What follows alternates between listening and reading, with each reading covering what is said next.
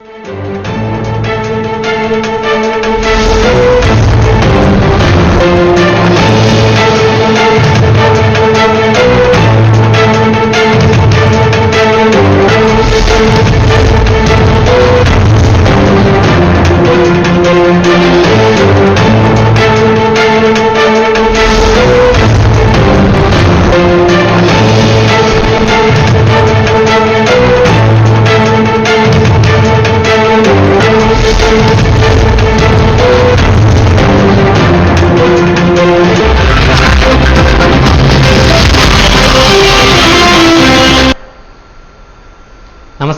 Visakha వాజీ news కి స్వాగతం. నేను దుర్గా ప్రసాద్. ముందుగా ఈనాటి ముఖ్యాంశాలు.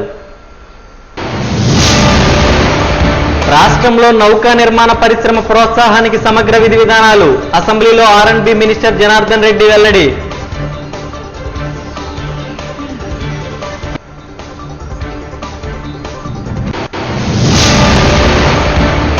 ఏఈలో అస్వస్థత కారణంగా బీఈడీ విద్యార్థి మణికంఠ మృతి. ఆందోళనకు దిగిన విద్యార్థులు.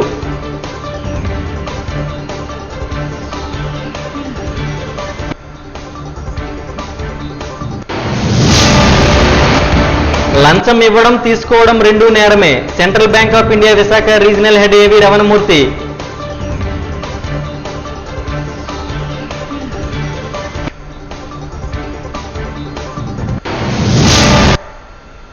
ఇక డీటెయిల్స్ చూద్దాం. ఏపీ అసెంబ్లీ 6వ రోజు శీతాకాల సమావేశాలు ప్రారంభమయ్యాయి. స్పీకర్ అయ్యన్న పాత్రుడు ప్రశ్నోత్తరాలను ప్రారంభించారు. తొలుత R&B మినిస్టర్ బీసీ జనార్దన్ రెడ్డికి మాట్లాడే అవకాశం కల్పించారు. జనార్దన్ రెడ్డి మాట్లాడుతూ ఏపీలో ఒక మెగా నౌక నిర్మాణ ట్రస్ట్ ఏర్పాటు కోసం విధి విధానాలు, కేంద్ర ప్రభుత్వ MOUలు ఉన్నట్టు చెప్పారు. రాష్ట్రంలో నౌకా నిర్మాణ పరిశ్రమను ప్రోత్సహించడానికి సమగ్రమైన విధి విధానాలను ఏపీ మ్యారిటైమ్ పాలసీ ద్వారా రాష్ట్ర ప్రభుత్వం జారీ చేస్తున్నట్టు తెలిపారు. ఇందుకోసం ప్రకటించిన ఆర్థిక ప్రోత్సాహకాలను వివరించారు. స్టాంప్ డిప్యూటీ, విద్యుత్ సుంకం పూర్తిగా మినహాయించడంతో పాటు దీర్ఘకాలిక లీజుపై భూ కేటాయింపు చేసినట్టు తెలిపారు. సింగిల్ విండో క్లియరెన్స్ ద్వారా మద్దతు ఇచ్చామని పేర్కొన్నారు. ప్రత్యక్షంగా, పరోక్షంగా 1,40,000 మంది ఉపాధి అవకాశాలు ఏర్పడతాయని తెలిపారు. అనకాపల్లి ఎమ్మెల్యే కొనతాల రామకృష్ణ మాట్లాడుతూ ఏపీలో విశాఖకు ప్రత్యేక స్థానం ఉందన్నారు. జవహర్లాల్ నెహ్రూ మొదటి షిప్లో జలవసన ప్రవేశపెట్టిన ఘనత విశాఖ చరిత్ర అని తెలిపారు. ఏర్పాటు చేయడం కోసం విధి విధానాలు కేంద్ర ప్రభుత్వం MO, PSWతో చర్చలు ఉన్నాయి. రాష్ట్రంలో నౌకా నిర్మాణ పరిశ్రమల ప్రోత్సహించడానికి సమగ్రమైన విధి విధానాలను ఆంధ్రప్రదేశ్ మ్యారిటైమ్ పాలసీ ద్వారా రాష్ట్ర ప్రభుత్వం జారీ చేసింది. ఆర్థిక ప్రోత్సాహకాలు. మూలధన సబ్సిడీ పెట్టుబడిలో 25% వరకు. అదేవిధంగా SGST రీఎంబర్స్మెంట్ 10 సంవత్సరాలకు 100% రీఎంబర్స్మెంట్. మొదటి 5 నౌకలకు పెట్టుబడిలో 20% వరకు పరిమితం చేయడమైంది. ఉత్పత్తి సంబంధిత ప్రోత్సాహకాలు ఖర్చుతో 25% వరకు. మినహాయింపు మరియు సబ్సిడీలు. పూర్తి మినహాయింపు. స్టాంప్ డ్యూటీ మరియు విద్యుత్ సుంకం పూర్తిగా మినహాయించడమైంది. యుటిలిటీ సబ్సిడీలు, నీరు మరియు విద్యుత్ కోసం తగ్గుతున్న సబ్సిడీలను అందించడమైనది. మౌలిక సదుపాయాలకు అండ్ అభివృద్ధి.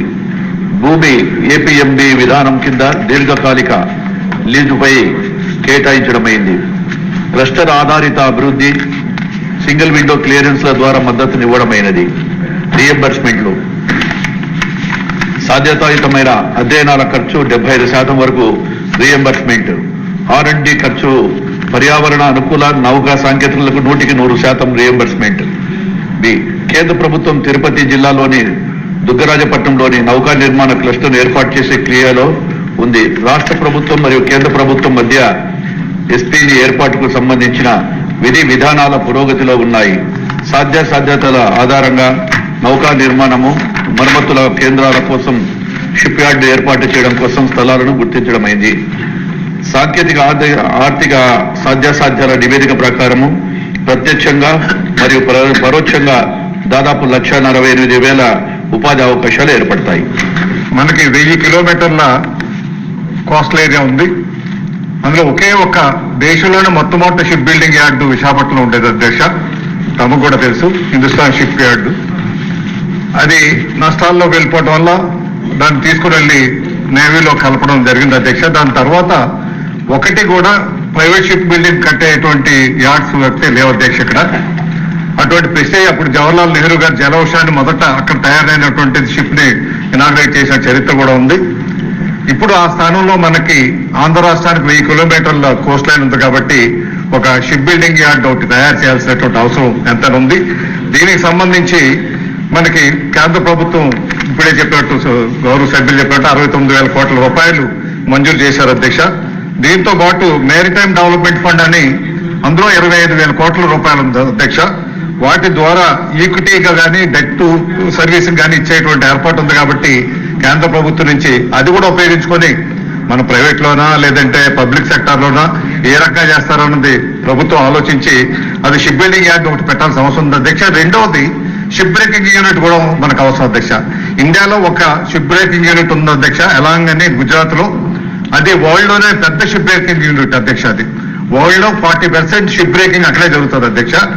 లక్షలాది మందికి ఉపాధి అవకాశం కలుగుతుంది, రెవెన్యూ కూడా మనకు వస్తుంది అధ్యక్ష రాష్ట్రానికి. అటువంటి అవకాశాన్ని కూడా పరిశీలించి షిప్ బ్రేకింగ్ పెట్టడానికి కావాల్సినటువంటి మంచి సదుపాయాలు మన కోస్ట్ లైన్ లో ఉన్నాయి అధ్యక్ష. అందువల్ల అటువంటి ఈ రెండు కూడా పరిశీలించి వెంటనే చర్య తీసుకుని రాష్ట్ర ఆదాయం కూడా పెరిగేటువంటి అవకాశం ఉంది కాబట్టి ఆ దిశగా ప్రభుత్వాన్ని ఆలోచించమని మీ ద్వారా మంత్రి గారిని కోరుతున్నాను. యువతలో నాయకత్వ లక్షణాలను పెంపొందించడానికి ఎన్ఎస్ఎస్ దోహదపడుతుందని ఏయువిసి ఆచార్య జిపి రాజశేఖర్ తెలిపారు. ఏయు జాతీయ సేవా పథకం ఆధ్వర్యంలో బుధవారం సాయంత్రం నిర్వహించిన ఎన్ఎస్ఎస్ డే 2025 వేడుకలు, విశ్వవిద్యాలయ స్థాయి యువజనోత్సవాల ముగింపు కార్యక్రమంలో ఎన్ఎస్ఎస్ రాష్ట్ర అధికారి డాక్టర్ ఎం సుధాకర్ ముఖ్య అతిథిగా పాల్గొన్నారు. ముందుగా ఏయు పరిపాలనా భవనం నిర్వహించిన ర్యాలీని వీసీతో కలిసి ఆయన ప్రారంభించారు. అనంతరం వివిధ పోటీల్లో విజేతలకు బహుమతులు, ప్రశంసా పత్రాలను అందజేశారు. విద్యార్థులు సాంస్కృతిక ప్రదర్శనలు అలరించాయి. ఈ సందర్భంగా వీసీ మాట్లాడుతూ ఏయు శతాబ్ది వేడుకల్లో భాగంగా ఎన్ఎస్ఎస్ ఆధ్వర్యంలో వివిధ కార్యక్రమాలు చేపడుతున్నట్టు తెలిపారు. ఏయు యువత భవిష్యత్ మంచి నాయకులుగా ఎదగాలని పిలుపునిచ్చారు. ఈ కార్యక్రమంలో AU NSS coordinator D Simhachalam, rector N Kishore తదితరులు పాల్గొన్నారు.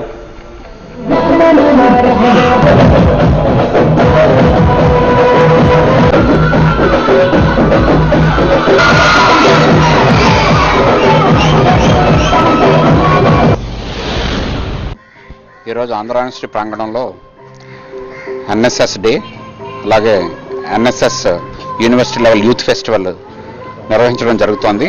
అందులో భాగంగా ఆంధ్ర యూనివర్సిటీ అఫిలియేటెడ్ కాలేజెస్ నుంచి ఉత్సాహంగా విద్యార్థులు వివిధ రకాల కళాకృతులు, వివిధ రకాల సంస్కృతి ప్రతిబింబించే విధంగా నృత్య రూపకాలు ప్రదర్శించడం జరుగుతోంది.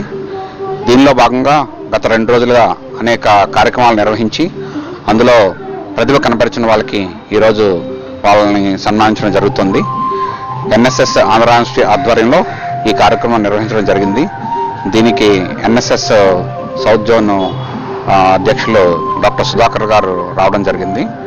ఈరోజు మీరు ఇప్పుడు చూసినట్టయితే ఎన్ఎస్ఎస్ విద్యార్థులు ఎంతో ఉత్సాహంగా ఇయర్ లాంగ్ వివిధ రకాల సేవా కార్యక్రమాలు చేయడం కాకుండా ఇటువంటి కళల్లోనూ కూడా వాళ్ళు ఎందులోనూ వెనుక లేరని, చాలా ముందంజలో ఉన్నారని ఈరోజు కార్యక్రమం చూస్తే తెలుస్తుంది. ఇందులో భాగంగా ఇప్పుడే మనం చూసాం మహిషాసురమర్దిని నృత్యరూపకం, అలాగే ఒక జయదేవ అష్టపది లాంటిది కూడా ఇప్పుడేమో జానపద నృత్యం జరుగుతోంది. ఇందాక ఇది వరకు క్రితం 3:30 నుంచి ఫ్లాగ్ ఆఫ్ చేసి విద్యార్థులు సౌత్ క్యాంపస్ నుంచి నార్త్ క్యాంపస్కి వాకథాన్లో రావడం జరిగింది. ఆపరేషన్ లంగ్స్ పేరుతో స్ట్రీట్ వెండర్స్ యాక్ట్ను ఉల్లంఘించి వేలాది మంది వీధి విక్రయదారుల జీవన భృతిని దెబ్బతీసిన అధికారులను సస్పెండ్ చేయాలని ఐఎఫ్టీయూ డిమాండ్ చేసింది. ఈ మేరకు జీవీఎంసీ గాంధీ పార్క్ వద్ద ధర్నా నిర్వహించింది. ఈ సందర్భంగా ఐఎఫ్టీయూ రాష్ట్ర ఉపాధ్యక్షులు వెంకటేశ్వర్లు మాట్లాడుతూ అధికారుల దాడుల్లో జీవన భృతి కోల్పోయిన వీధి విక్రయదారులకు పరిహారం చెల్లించాలని డిమాండ్ చేశారు.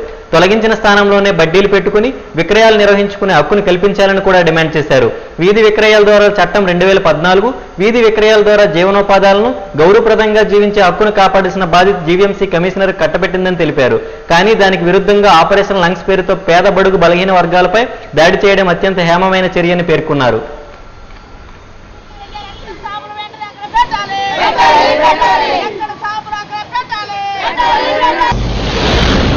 గత వారం రోజులుగా జీవీఎంసీ పరిధిలో వేలాది వీధి విక్రయదారుల బడ్డీలని జీవీఎంసీ చాలా దౌర్జన్యంగా తొలగించింది.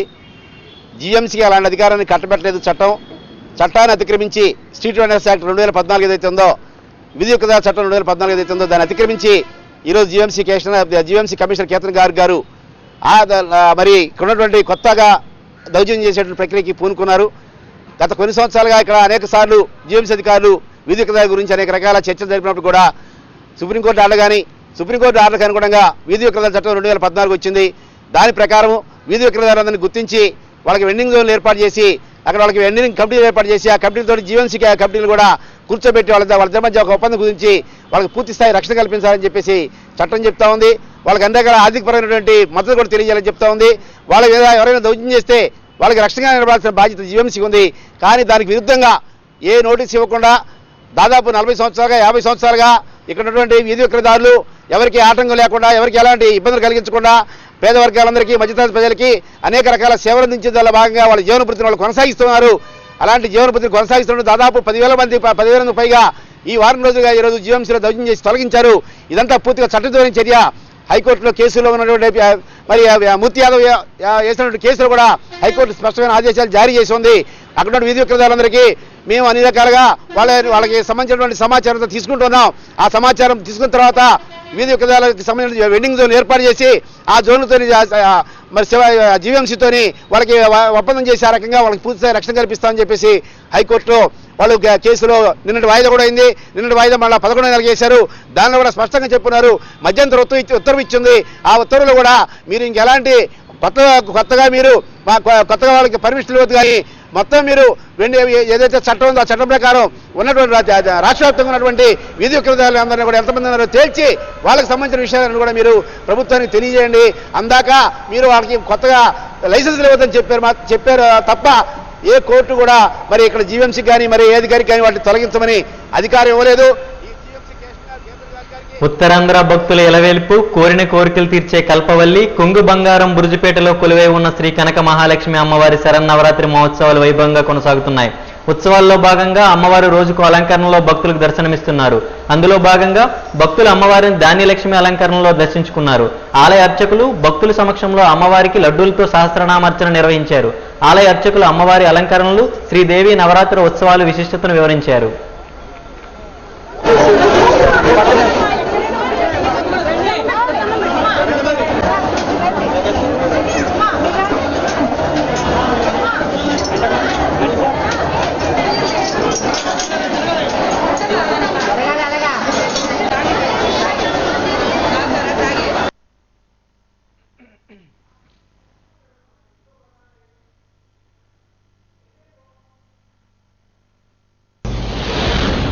శ్రీమాత్రే నమః. కనక మహాలక్ష్మీదేవిజై నమః. విశాఖపట్నంలో బురుజుపేటలో వెలసినటువంటి శ్రీ శ్రీ శ్రీ కనక మహాలక్ష్మి అమ్మవారి యొక్క దేవాలయంలో ఆశ్వయుజ శుద్ధ పాడ్యమి అంటే 22వ తేదీ నుంచి పై నెల అక్టోబర్ 22వ తేదీ వరకు జరుపబడుతున్నటువంటి శరన్నవరాత్రి మహోత్సవముల సందర్భంగా 3 రోజులు విజయవంతంగా పూర్తి చేసుకుని 4వ రోజు అయినటువంటి నేటి రోజున అమ్మవారికి పంచామృతాభిషేకము, సహస్రనామ కుంకుమార్చనలు అవి పూర్తి చేసుకుని అమ్మవారికి దర్శనార్థం వచ్చినటువంటి సమస్తమైనటువంటి భక్త జనావళికి కూడా సులభమైనటువంటి మార్గం ద్వారా ఏ రకమైనటువంటి కష్టములు లేకుండా శీఘ్ర దర్శనము, సులభమైనటువంటి దర్శనములు ఏర్పాటు చేశారు దేవస్థానం వారు. అలాగే ధాన్యలక్ష్మి అలంకరణ చేయడం జరిగింది. లడ్డూలతోటి అమ్మవారికి సహస్రనామార్చన, మహాలక్ష్మి హోమము, పూర్ణాహుతి మొదలుగా కలిగినటువంటి కార్యక్రమములతోటి చాలా అంగరంగ వైభవంగా శరన్నవరాత్రులు జరుగుతున్నాయి. ఇంకా 6 రోజులు ఉన్నాయి. అంటే ఒక రోజు వృద్ధి వచ్చినటువంటి కారణం చేత 2వ తేదీ వరకు ఈ రకంగా ఈ శరన్నవరాత్రి మహోత్సవాలు జరుపబడతాయి. తెల్లవారుజామున సాయంకాలం 6 గంటలకి పంచామృతాభిషేకములు యథాతథంగా ఉంటాయి. ఇది గమనించి పంచామృతాభిషేకం చేసుకుందాం అనుకునేటువంటి వాళ్ళు తెల్లవారుజామున 5 గంటలకు కానీ సాయంకాలం 6 గంటలకు కానీ వచ్చి ఆ సేవలో పాల్గొవచ్చు. ఇక ఈ శ్రీచక్ర నవావరణార్చన, మహాలక్ష్మి హోమాదులు కూడా చేసుకోవచ్చు. ఈ అలంకరణలో ఉన్నటువంటి అమ్మవారిని దర్శించి సకల శుభములు పొందవలసినదిగా తెలియజేస్తాం. ఆంధ్ర యూనివర్సిటీలో బీఈడీ విద్యార్థి మణికంఠ అనారోగ్యంతో మృతి చెందాడు. దీనిపై తోటి విద్యార్థులు వర్సిటీ మెయిన్ గేట్ వద్ద ఆందోళనకు దిగారు. వైద్యుల నిర్లక్ష్యం కారణంగానే మణికంఠ మృతి చెందినట్టు విద్యార్థులు ఆరోపిస్తున్నారు. ఏయూ డిస్పెన్సరీలో ఆక్సిజన్ లేకపోవడంతో కేజీహెచ్కి తరలించాల్సి వచ్చిందని, అయితే మధ్యలోనే మృతి చెందాడని తెలిపారు. ఏయూ పాలకుల నిర్లక్ష్యం, సదుపాయాలు లేమి, ఆహార నాణ్యత లోపం కారణంగానే తరచూ విద్యార్థులు అనారోగ్యం పాలవుతున్నట్టు తెలిపారు. మణికంఠ కుటుంబానికి న్యాయం చేయాలని వారు డిమాండ్ చేశారు.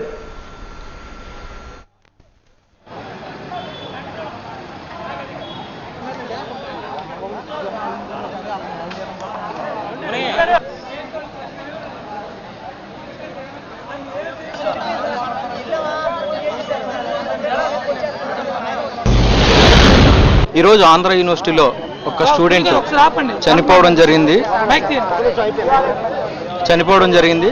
దానికి కారణం స్టూడెంట్స్ ఆ బాత్రూంలో పడిపోయి అతన్ని తీసుకెళ్తుండగా అంబులెన్స్లో ఆక్సిజన్ అయితే లేదు. ఆక్సిజన్ సిలిండర్ లేక ఆంధ్ర యూనివర్సిటీలో సరైన వసతులు లేవు. ఆ స్టూడెంట్స్ కళ్ళు తిరిగి పడిపోవడానికి కూడా అనేక కారణాలున్నాయి. మెస్లో ఫుడ్ అది సరిగా బాగోక స్టూడెంట్స్ అనేక మంది అనారోగ్యం పాలైపోయారు. అనేక సార్లు ఈ విషయాన్ని అధికారుల దృష్టికి తీసుకెళ్ళినప్పటికీ ఈ రోజు కూడా ఫుడ్ అయితే బాగాలేదు, చాలా మంది అనారోగ్యం పాలవుతున్నారు. అలాగే ఆంధ్ర యూనివర్సిటీలో వసతులు ఏమీ లేవు. నైట్ పవర్ సప్లై కూడా అనేక చోట్ల కరెంట్ లేని పరిస్థితి. రీసెంట్గా ఒక విద్యార్థికి తేలు కుట్టడం జరిగింది. ఈరోజు ఆంధ్ర యూనివర్సిటీలో ఉన్న డిస్పెన్సరీ ఏదైతే ఉందో అక్కడ కనీసం వార్డు బాయ్ కూడా లేడు. ఆక్సిజన్ సిలిండర్ లేక సరైన వసతులు లేక ఈరోజు ఒక ప్రాణానికి కోల్పోవడం జరిగింది. మరి ఆ విద్యార్థి మీద ఆశలు పెట్టుకున్న తల్లిదండ్రులు వారు ఏమైపోవాలని నేను ప్రశ్నిస్తున్నాను. మరి వారికి తగిన న్యాయం చేయాలని మా డిమాండ్. ఈరోజు ఆంధ్ర యూనివర్సిటీలో ఒక బీఈడీ విద్యార్థి ఎవరైతే ఆక్సిజన్ అందక ఉదయం బ్రష్ చేస్తున్న సమయంలో ఆక్సిజన్ అందక కింద పడిపోతే విద్యార్థులు ఆంధ్ర యూనివర్సిటీలో డిస్పెన్సరీలో ఉన్న అంబులెన్స్ని తీసుకురావడం జరిగింది. ఆ అంబులెన్స్లో ఈ విద్యార్థిని ఎక్కించడం జరిగింది. ఆ అంబులెన్స్లో ఏంటంటే ఆక్సిజన్ సిలిండర్ కూడా ఈ ఆంధ్ర యూనివర్సిటీ పెట్టలేదు. దానివల్ల విద్యార్థి ఆక్సిజన్ అందక కేజీహెచ్ హాస్పిటల్కి వెళ్ళిన 5 నిమిషాలకి చనిపోవడం జరిగింది. డాక్టర్ గారు ఏమన్నారంటే ఈ విద్యార్థికి ఆక్సిజన్ అంబులెన్స్లో అందించినట్టయితే బ్రతికే అవకాశం ఉన్నట్టు చెప్పడం జరిగింది. సో మనకి ఇక్కడ అర్థం అవుతుంది ఏంటంటే ఆంధ్ర యూనివర్సిటీ ఈ నిర్వహణ వల్లే ఆ విద్యార్థి మృతి చెందడం జరిగింది. ఇన్ని వందల కోట్ల ఆంధ్ర యూనివర్సిటీ ఫండ్స్ వస్తున్నా కూడా ఒక ఆక్సిజన్ సిలిండర్ లేని యూనివర్సిటీ ఏ యూనివర్సిటీ అని నేను అడుగుతున్నాను. ఏపీ శాసన మండలి 6వ రోజు శీతాకాల సమావేశాలు కొనసాగుతున్నాయి. చైర్మన్ కె మోసినరాజు ప్రశ్నోత్తరాల సమయం ప్రారంభించారు. రాష్ట్రంలో విద్యుత్ పరికరాల కొనుగోలు, కాస్ట్ డేటాపై శాసన మండలి సభ్యులు ఆలపాటి రాజేంద్ర ప్రసాద్, భూమిరెడ్డి రామగోపాలరెడ్డి, పేరాబత్తుల రాజశేఖరం అడిగిన ప్రశ్నలకు విద్యుత్ శాఖ మంత్రి గుట్టిపాటి రవికుమార్ సమాధానమిచ్చారు. డిస్కంల పరిధిలో విద్యుత్ పరికరాల కొనుగోలు ఏపీ ఈ ప్రొక్యూర్మెంట్ పోర్టల్లో బిల్డింగ్ ద్వారా జరుగుతుందని తెలిపారు. ఏపీఆర్సీ నిబంధనల మేరకు మాత్రమే విద్యుత్ పరికరాలు కొనుగోలు చేస్తున్నట్టు స్పష్టం చేశారు. కోట్లకు మించి ధర ఉండే ప్రతి పరికరం ఏపీఆర్సీ అనుమతి తీసుకునే కొనుగోలు చేస్తున్నట్టు తెలిపారు. 3 డిస్కంల పరిధిలో విద్యుత్ స్తంభాలు, టవర్ల కొనుగోలు ధరల వ్యత్యాసం స్వల్పంగా ఉంటుందని పేర్కొన్నారు.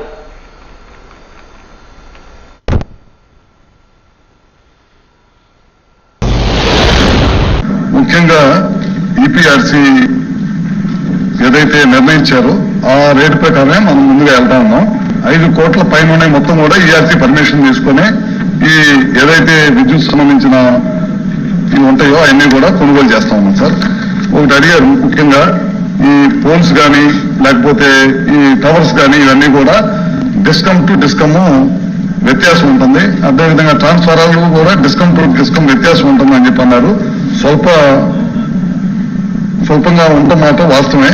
ఎందుకంటే ఇప్పుడు ఏపీ ఎస్పీడీఎస్ఎల్ వచ్చేతలకి 55 స్క్వేర్ ఎంఎం వచ్చేతలకి 61,000 ఉంటుంది.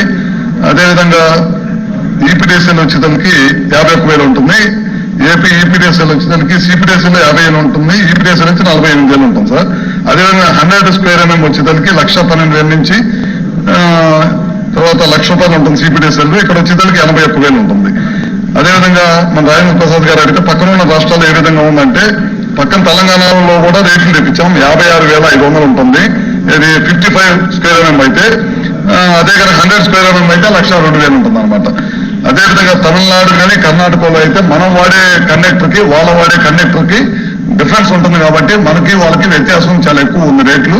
వాళ్ళు వాడే కరెంట్ వైరు మనం అల్యూమినియం తోటి వాడుతా ఉన్నాం. వాళ్ళు స్టీలు అవి తీసుకుని ఏదో వాళ్ళ డిఫరెంట్ ప్రొసీజర్, మనకి వాళ్ళకి సంబంధం లేదు. మనం క్వాలిటీతో పాటు వాడుతా ఉన్నాం అనమాట. అందుకని రేట్లు కూడా అక్కడ రేట్లు, పక్క రాష్ట్రాల రేట్లు, మన రాష్ట్రాల రేట్లు వ్యత్యాసం చూసిన తర్వాత దాన్ని ఏసీకి పంపించి అప్రూవల్ తీసుకున్న తర్వాత మాత్రమే చేస్తా ఉన్నాం. అదేవిధంగా టవర్లు వచ్చి ముఖ్యంగా M6, M9, M12 3 రకాల టవర్లు వాడతాం మనం.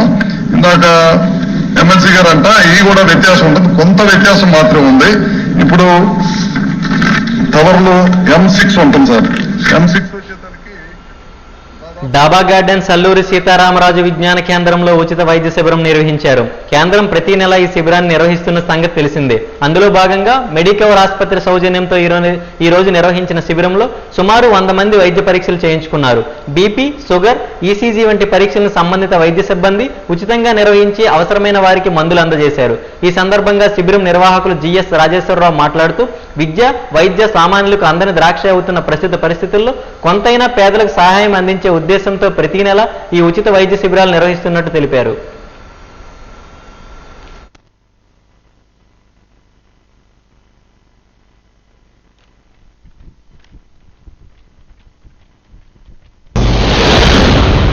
ఈరోజు మా అల్లూరి సీతారామ విజ్ఞాన కేంద్రంలో ప్రతి నెలలాగే ఈ నెల కూడా ఉచిత మెగా మెడికల్ క్యాంప్ అనేటువంటిది నిర్వహిస్తున్నాం. ఈ మెడికల్ క్యాంప్ అనేటువంటిది దాదాపు 1-2 సంవత్సరాలుగా దీన్ని నిర్వహిస్తున్నాము. ప్రతి నెల కూడా 3వ వారం కానీ 4వ వారంలో కానీ మేము నిర్వహించడం జరుగుతోంది. దాదాపు అన్ని సందర్భాల్లోనే కూడా మెడికవర్ హాస్పిటల్ వారి సౌజన్యంతోనే ఈ మెడికల్ క్యాంప్ అనేది నిర్వహించడం జరుగుతోంది. ఈ మెడికల్ క్యాంప్లో జనరల్గా బీపీ, షుగరు, ఈసీజీ, అలాగేనేమో ప్యాప్స్మియర్ టెస్ట్ ఇవన్నీ కూడా చెక్ చేయడం జరుగుతోంది. అలాగే రోగులకు వచ్చినటువంటి సాధారణ రోగాలు ఏమైనా ఉన్నట్లయితే వాటికి మందులు కానీ లేకపోతే ట్రీట్మెంట్ కానీ ఇవ్వడం కూడా ఇక్కడ జరుగుతోంది. ముఖ్యంగా ఏంటంటే ఇవాళ వైద్యం బాగా ఖరీదైపోయింది, విద్య బాగా ఖరీదైపోయింది, కార్పొరేట్ దోపిడీ పెరిగిపోయింది. కాబట్టి దీని నుంచి కొంతైనా ఉపశమనం కలిగించడం కోసం అల్లూరి సీతారామ విజ్ఞాన కేంద్రం యొక్క ఆశయాల్లో భాగంగా సేవా కార్యక్రమాల్లో భాగంగా ఈ మెడికల్ క్యాంప్ అనేటువంటిది. వన్ టౌన్ కూరుపాం మార్కెట్ సమీప శ్రీ కన్యకా పరమేశ్వరి ఆలయంలో శరన్నవరాత్రి ఉత్సవాలు ఘనంగా కొనసాగుతున్నాయి. తెల్లవారుజామున అమ్మవారి మూల విరాట్కు 108 ద్రవ్యాలతో ప్రత్యేక అభిషేకం నిర్వహించారు. ఉత్సవాల్లో అమ్మవారి రోజుకు అలంకరణలో భక్తులకు దర్శనమిస్తున్నారు. అందులో భాగంగా ఈ రోజు ఉడిపి శ్రీకృష్ణావతారంలో భక్తులకు దర్శనమిచ్చారు. మహిళలు సామూహిక కుంకుమ పూజ నిర్వహించారు. ఈ సందర్భంగా ఆలయ ప్రధాన అర్చకులు ఆర్బీబీ కుమార్ శర్మ శ్రీదేవి నవరాత్రి ఉత్సవాల విశిష్టతను, అమ్మవారి అవతారాల గురించి వివరించారు. భక్తులు అమ్మవారిని దర్శించుకుని తరించాలని వివరించారు.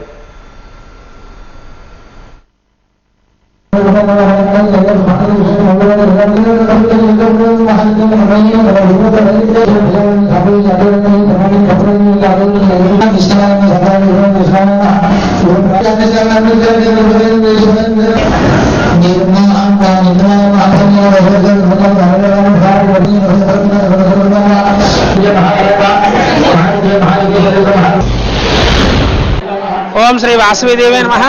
మాది కన్యకావరి దేవస్థానం విశాఖపట్నం అంటానండి. నా పేరు రాంపిల్లి బుచ్చిభాస్కర్ కుమార్ శర్మ, ఆలయ ప్రధానార్చకుడిని. మా దేవాలయంలో వాసవి శరణావరాత్రులు అత్యంత వైభవంగా రమ్యంగా చేస్తున్నాం. ఈ రోజు 4వ రోజు మా అమ్మవారిని ఉడిపి శ్రీకృష్ణ అవతారంలో అలంకరించున్నామండి. అదేవిధంగా శ్రీకృష్ణుడైనటువంటి మురళి కూడా ఏర్పాటు చేసి తులసిపత్రితో పూజ చేసి మా అమ్మవారికి పూజా కార్యక్రమం చేయిస్తున్నాము. రోజు వచ్చిన మహిళల చేత కూడా కోటి కుంకుమార్చన పూజా కార్యక్రమం ఉచితంగా చేయిస్తున్నామండి. అదేవిధంగా ఉదయం నుంచి సాయంత్రం దర్శనభాగం ఏర్పాటు చేస్తున్నాం. సాయంత్రం కృష్ణాష్టకం, శ్రీకృష్ణ పారాయణ చేస్తూ మూలమంత్ర హోమాలు చేస్తున్నామండి. అదేవిధంగా 9 నుంచి 10 గంటల వరకు కూడా మా బాలయంలో ఉపాలయంలో పంచామృతాలతో పలరసాలతో అభిషేకం కూడా చేస్తున్నామండి. కేంద్ర ప్రభుత్వ ఆదేశాల మేరకు ఆగస్టు 18 నుంచి నవంబర్ 17 వరకు అన్ని సంస్థల అవినీతి నిర్మూలన అవగాహన సదస్సు నిర్వహిస్తున్న సంగతి తెలిసిందే. అందులో భాగంగా సెంట్రల్ బ్యాంక్ ఆఫ్ ఇండియా తరఫున కూడా ఈ అవగాహన కార్యక్రమాలు నిర్వహిస్తున్నారు. ఈ నేపథ్యంలో బీచ్ రోడ్లోని విశాఖ రీజియన్ ప్రధాన కార్యాలయంలో అవినీతి నిర్మూలనకు అవగాహన కార్యక్రమం చేపట్టారు. ఎలాంటి అవినీతికి తావు లేకుండా నిజాయితీ, చిత్తశుద్ధితో పనిచేస్తామంటూ ఉద్యోగులు, సిబ్బందితో ప్రతిజ్ఞ చేయించారు. ఈ సందర్భంగా central bank of India Visakha regional head A V Ramanamurthy మరో అధికారి మాట్లాడారు. కేంద్ర ప్రభుత్వం ఆదేశం మేరకు ఈ అవినీతి నిర్మూలన అవగాహన కార్యక్రమం చేపట్టినట్టు తెలిపారు. లంచం ఇవ్వడము, తీసుకోవడం రెండే తప్పేనని అన్నారు.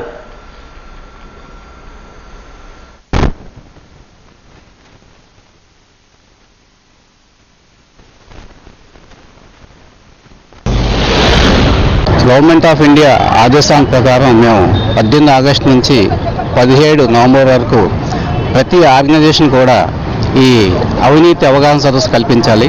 సో అందులో భాగంగా సెంట్రల్ బ్యాంక్ ఆఫ్ ఇండియా ఈరోజు ఈ కార్యక్రమం చేసిన వకట్టం చేయడం జరుగుతుంది. ఇందులో భాగంగా అవినీతిని నిరోధించడానికి మేము ఈ వకట్టం చేయడం జరుగుతుంది.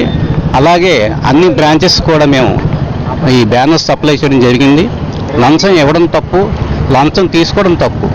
అటువంటి ఎక్కడైనా కూడా మా ఆర్గనైజేషన్లో జరుగుతున్నట్లు కానీ జరిగినట్లు కానీ మాకు తెలియజేస్తే తగిన చర్యలు తీసుకుంటామని మీకు విన్నవించుకున్నాం. సెంట్రల్ గవర్నమెంట్ వారి ఆదేశాల మేరకు విజిలెన్స్ అవేర్నెస్ వీక్ అనేది ఆగస్టు 17 నుంచి సెప్టెంబర్ 18 వరకు మా బ్రాంచ్ల్లో సెంట్రల్ బ్యాంక్ ఆఫ్ ఇండియా బ్రాంచ్ల్లో జరుపుతున్నాము. దీనికి ఏంటంటే మెయిన్ ఉద్దేశం ఏంటంటే లంచం తీసుకోకూడదు, లంచం ఇవ్వకూడదు. ఆ ఉద్దేశంతో ఏంటంటే మేము ఈ వాక్థాన్ ప్రోగ్రామ్ని అందరికీ అవేర్నెస్ కోసం ఇక్కడ జరుపుతున్నాము. అలాగే మా బ్రాంచ్ల్లో కూడా ప్రతి బ్రాంచ్లో ఈ విజిలెన్స్ అవేర్నెస్ ప్లెడ్జ్ కూడా చేయించాము. వాళ్ళు కూడా వాళ్ళ ఏరియాల్లో ఈ కార్యక్రమాలు చేయమని మా రీజనల్ హెడ్ గారు ఏవి రమణమూర్తి గారు చెప్పడం జరిగింది. కాబట్టి ఈరోజు మొత్తం మా విశాఖపట్నం రీజియన్లో ఉన్న అన్ని బ్రాంచ్ల్లో కూడా జరుగుతుంది. విశాఖపట్నంలో ఈ ప్రాంతీయ కార్యాలయంలో ఇక్కడ బీచ్ రోడ్లో మేము జరుపుతున్నాము. పశ్చిమ బంగా విద్యార్థిని రీతి సోహో అనుమానాస్పద మృతి కేసులో సిబిఐ దూకుడు పెంచింది. Visakha 4th town police station పరిధిలో నమోదైన కేసు అప్పట్లో సంచలనం సృష్టించిన సంగతి తెలిసిందే. తన కుమార్తెది అనుమానాస్పద మృతి కాదని హత్యేనంటూ రీతు సాహు తల్లిదండ్రులను ఆరోపిస్తూ ఏపీతో పాటు పశ్చిమ బెంగాల్ సీఎంకు లిఖితపూర్వక ఫిర్యాదు ఇచ్చారు. ఆ తర్వాత ఈ కేసును సిబిఐకి అప్పగించి ఈ క్రమంలో గురువారం సిబిఐ అధికారులు విశాఖ పెద్ద ఆసుపత్రి కేజీహెచ్లో సోదాలు నిర్వహించారు. రీతు మరణ ధృవీకరణ పత్రం మంజూరుపై ఆరా తీశారు. అప్పట్లో 6 వైద్యుల బృందం ఇచ్చిన తప్పుడు రిపోర్టుపై ధృవీకరణ పత్రం ఎలా మంజూరు చేశారంటూ ప్రశ్నించినట్టు సమాచారం. డీసీఎస్ ఆర్ఎంఓ ఇవ్వాల్సిన నివేదికను ఒక జూనియర్ వైద్యుడు ఇవ్వడంపై ప్రశ్నల వర్షం కురిపించినట్టు తెలుస్తుంది. అప్పటి నుంచి సూపరింటెండెంట్ పేషీలో ఉన్న ఒక జూనియర్ డాక్టర్ని ఏ విధంగా సంతకం చేశారంటూ విచారించినట్టు తెలుస్తుంది.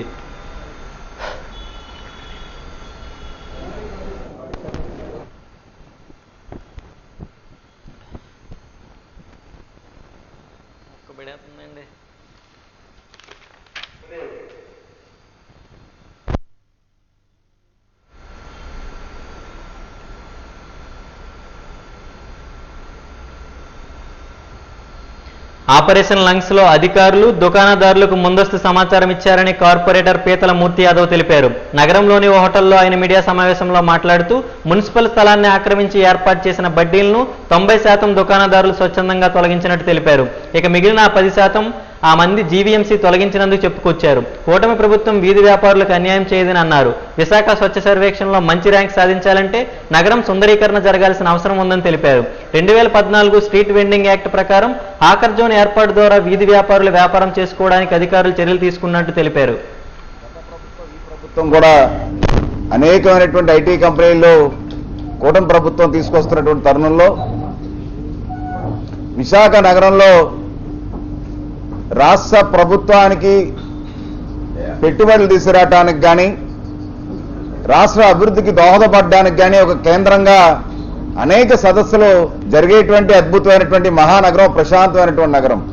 గతం నుంచి కూడా కేంద్ర ప్రభుత్వం విశాఖ నగరాన్ని ఒక స్మార్ట్ సిటీగా తీర్చిదిద్దాలనేటువంటి భాగంలో స్మార్ట్ సిటీ ఫండ్స్ కూడా 1000 కోట్ల రూపాయలు విశాఖ నగరంలో వెచ్చించినటువంటి సందర్భం ఉంది. ఇటువంటి అద్భుతమైనటువంటి ఆంధ్ర రాష్ట్రంలోనే విశాఖ నగరం ఒక భాగ్యనగరంగా రూపొందించాలనంటే కొన్ని నిర్ణయాలు తీసుకొని ప్రజల మద్దతుతో, మీ అందరి మద్దతుతో అనేకమైన సంస్కరణలు చేయాలి అనే భాగంగా కూటమి ప్రభుత్వం ఆపరేషన్ లంగ్స్ లో భాగంగా ఆపరేషన్ లంగ్స్ 2.0 జీవీఎంసీ కమిషనర్ గౌరవనీయులు పెద్దలు కేతన్ గార్గర్ ఏవైతే ఆహ్లాదకరమైనటువంటి పార్క్ స్థలాలు ఏవైతే ఉన్నాయో, జీవీఎంసీ ఓపెన్ స్పేసెస్ ఏవైతే ఉన్నాయో వాటిలన్నింటినీ కూడా పరిరక్షించాలి.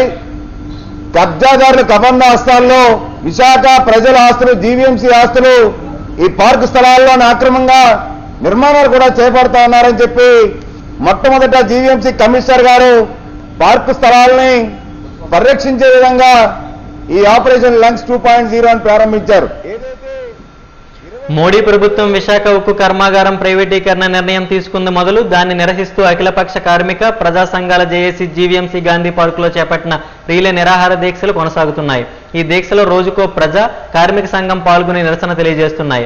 అందులో భాగంగా INTUC జిల్లా కమిటీ దీక్షలో పాల్గొని కేంద్ర ప్రభుత్వం నిర్ణయానికి వ్యతిరేకంగా నినాదాలు చేసింది.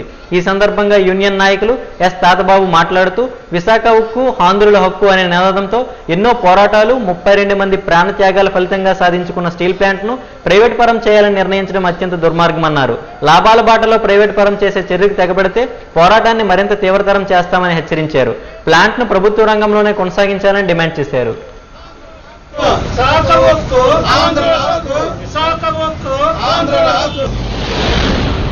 ఈరోజు 1641 రోజు వచ్చుతున్నది.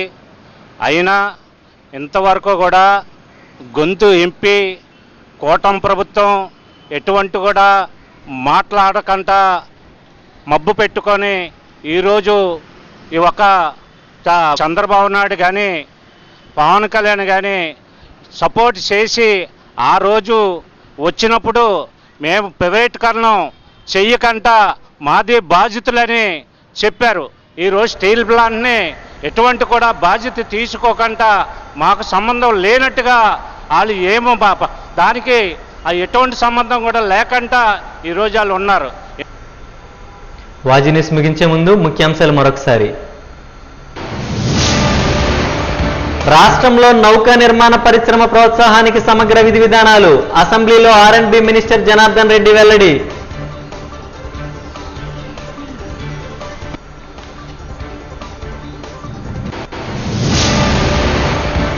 ఏయూలో అస్వస్థత కారణంగా BED విద్యార్థి మణికంఠ మృతి, ఆందోళనకు దిగిన విద్యార్థులు.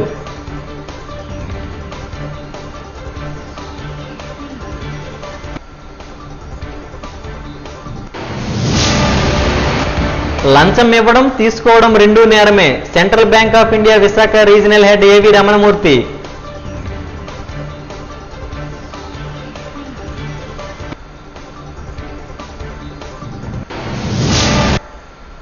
వాజీ న్యూస్ ఇంతటితో సమాప్తం. నమస్కారం.